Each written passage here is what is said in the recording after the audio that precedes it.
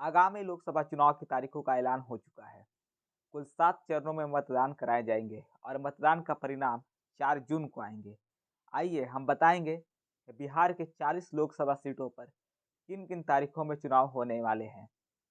पहला चरण 19 अप्रैल को होगा, जिसमें 4 लोकसभा की सीटों पर चुनाव होगा, जिसमें बिहार का औरंगाबाद, नवादा, गया और जमुई की सीटें हैं।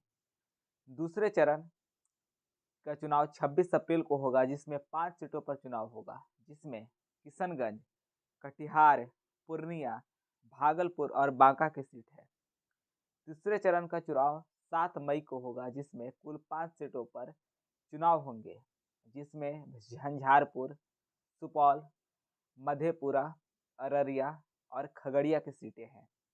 चौथे चरण का चुनाव 13 मई को होंगे, जिसमें 5 सीटों पर चुनाव होने हैं, जिनमें दरभंगा, समस्तीपुर, उजियारपुर, बेगूसराय और मुंगेर की सीटें हैं।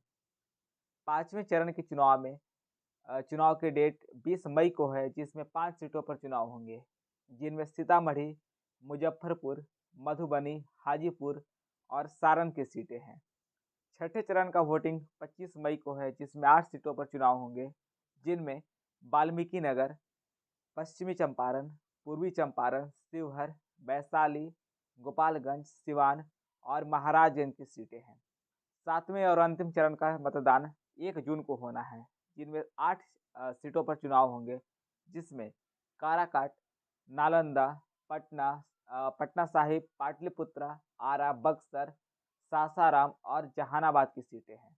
अब देखना यह है कि राजनीतिक पार्टियां अपने-अपने कैंडिडेट्स के नाम का ऐलान कब करती है और कितनी जल्दी करके मैदान में भेजती है।